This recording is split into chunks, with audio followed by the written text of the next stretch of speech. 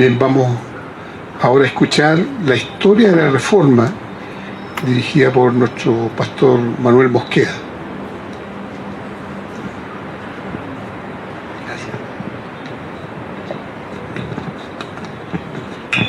No es que quiera hablar de Reforma en 5 minutos, demasiados años los que transcurrieron en este periodo.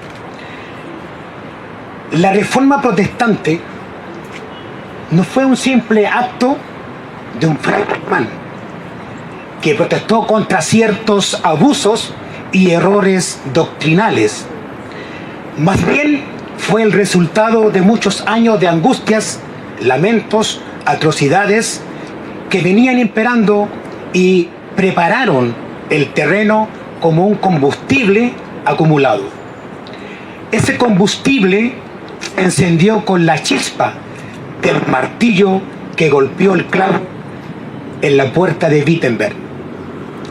La Reforma protestante, que floreció en el siglo XVI, que no solo abarcó aspectos religiosos, también sino filosóficos, políticos, culturales, científicos, artísticos y humanos de variadas índoles. Fueron diversas situaciones las que, acumulando leña para encender la hoguera protestante, sin olvidar aquella hoguera que traspasó los cielos con el llanto y quebranto de muchos, cuando Juan Hus, en 1415, 100 años antes, muere en aquella ignominiosa hoguera por no negarse a transar sus postulados bíblicos y pensamientos al alero de nuestro Señor Jesucristo. Y el doble pecado fue que este mismo concilio de Constanza, que lo condenó en el año 1428, 30 años antes y más tarde, este concilio ordenó volver a exhumar y quemar los huesos de Juan Wycliffe, a quien por supuesto seguía Juan Hus. Si recordamos hoy sus palabras en este hermoso sermón que estremecían al mundo: ama la verdad, vive la verdad, predica la verdad, defiende la verdad, porque el que no habla de la verdad traiciona a la verdad. La hoguera fue uno de los instrumentos más temidos de la Inquisición y de los tribunales eclesiásticos en Europa medieval. Para la Iglesia oficial, el fuego simbolizaba la purificación de los herejes. En cambio, para los mártires reformados, la hoguera se transformó en un altar de testimonio, donde sellaron con sangre y fuego su fe en Cristo y en la autoridad suprema de las Escrituras.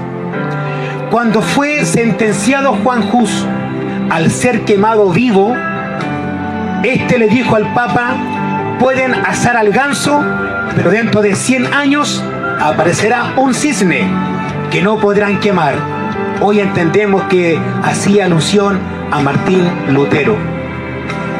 La Reforma fue un proceso extenso, donde hombres de Dios alzaron su voz y la verdad bíblica. Precursores: Pedro Baldo, Juan Wycliffe, Hus, Savonarola, que tempranamente venían y veían ciertos errores. Luego los reformadores: Lutero, Zwinglio, Calvino, Tyndale, Knox, menos Simmons, que también transformaron la cristiandad. El reformador William Tyndale publica la Biblia en inglés. Esta acción de publicar la Biblia era una herejía, pues el populacho no podía leer directamente la Biblia. Por esto fue llevado a la hoguera. Sus opositores oficialistas lo acusaron de pagano, y una vez amarrado en la estaca, elevó su última oración a Dios, diciendo: Señor, abre los ojos del rey de Inglaterra, referido al rey Enrique VIII.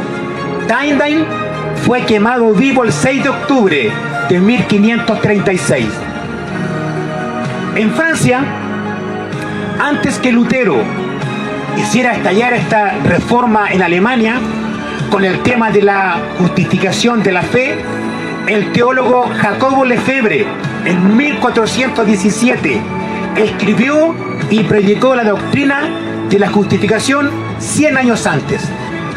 Y en el 1517, Lutero encontró, entre comillas, y fuertemente, la solución, leyendo a Pablo, la doctrina de la misericordia divina en Jesucristo, misericordia sin acción de la ley, donde dice: el justo por la fe vivirá.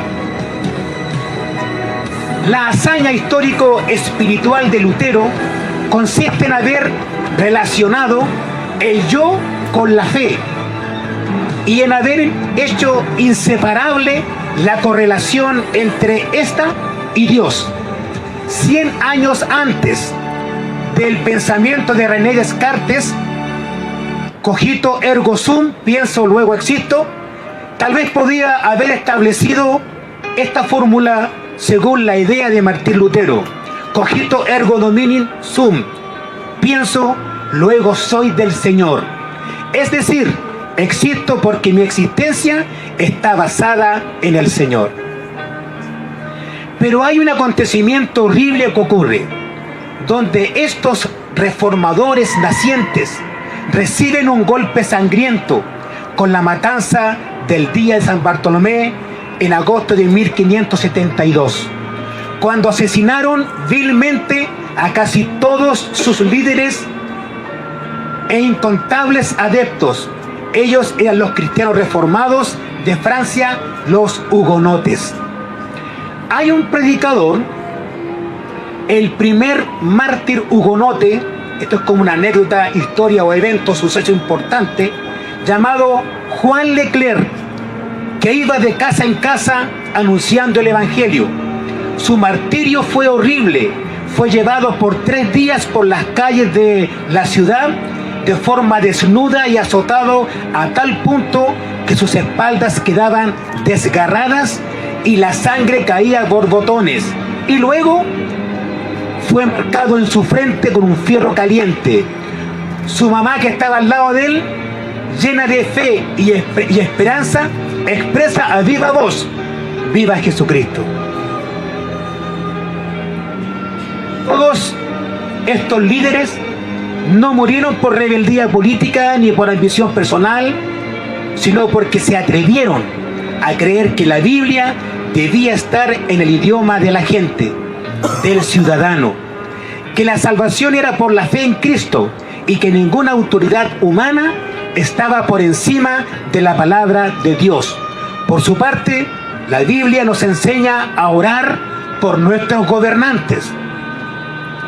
La Reforma, con sus postulados sola fe, sola gracia, sola escritura, desahogaron y refrescaron la cristiandad hasta el día de hoy. El significado de esa hoguera: los mártires entendieron que la verdad de Cristo era más valiosa que la vida.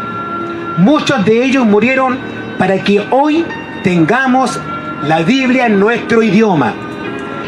La hoguera, en lugar de apagar la fe, encendió el testimonio de la Reforma en Europa.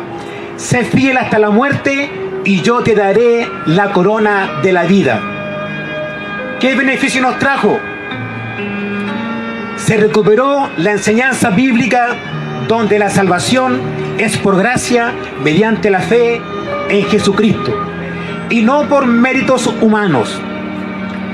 Ahora todo cristiano tiene acceso directo a Dios a través de Jesucristo, sin necesidad de intermediarios.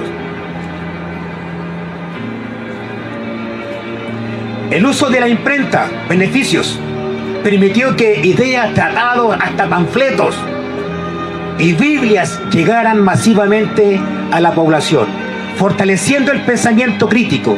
La Reforma introdujo el principio de que la fe no debía imponerse por la fuerza, sino que era una decisión personal delante de Dios. En el trabajo, la ética del trabajo valoró el trabajo honesto, y responsable como servicio a Dios, influyendo en el desarrollo económico de varias naciones. La Reforma dio inicio a sociedades donde diferentes confesiones cristianas pueden coexistir. ¿Qué ganamos con todo esto? Libertad de conciencia, libertad de expresión como hoy la tenemos, el impulso y desarrollo de las ciencias, el impulso a la educación para todas las personas, el impulso a la creación de universidades, escuelas y hoy también jardines infantiles. Y por supuesto, bienvenida democracia. Y lo que compete a nuestro Chile, desde 1890, la naciente Iglesia Evangélica se construye un marco profundo con sus variadas denominaciones y postulados bíblicos, que han influenciado y transformado nuestra sociedad, tal vez de los rincones más apartados, pero ha prosperado la frescura de Jesucristo. La llegada de los misioneros a Chile impulsa el evangelizar usando la educación. Diego Thompson usa la Biblia para enseñar a leer a los niños, usando el método lancasteriano, donde uno enseñaba al otro. Y su esposa crea el colegio femenino número 1. David Trumbull, que hable el debate de la libertad religiosa. Y cómo no, Juan Canut de Bon, que con pasión predica por las calles, de las cuales proviene nuestro apoyo peyorativo tal vez, de los canutos, donde hoy aún tenemos esa libertad de hacerlo y no debemos perderla. Y rescato las palabras de Juan Hus: prefiero ofenderlos con la verdad que matarlos con la mentira. Los mártires protestantes no buscaban gloria personal ni revolución política, sino obedecer a Dios antes que a los hombres. Sus muertes se convirtieron en semillas que dieron fruto a las generaciones siguientes. Por tanto, la hoguera no apagó la fe, sino que avivó un movimiento que transformó la historia de la Iglesia y de las naciones. Hoy, al leer la Biblia y proclamar a Cristo Jesús en nuestro idioma español, en Chile, somos herederos del sacrificio de hombres y mujeres que prefirieron ser consumidos por el fuego humano antes que renunciar a la luz eterna de Cristo. Gracias a Dios, a Lefebvre, Wycliffe, Hus, Tyndale, Lutero, Calvino, Zwinglio, menos Simon, y por supuesto a nuestros padres chilenos, obispos, que acá por largo tiempo trabajaron, que algunas con poca preparación y pocos recursos, pero llenos del poder del Señor, fueron capaces de mantener la llama de la fe y transmitir el coraje sin desmayar ante las vicisitudes que muchas veces hemos estado enfrentando. Sola gracia, sola fe, sola escritura, solo Cristo, solo a Dios sea la gloria. Amén.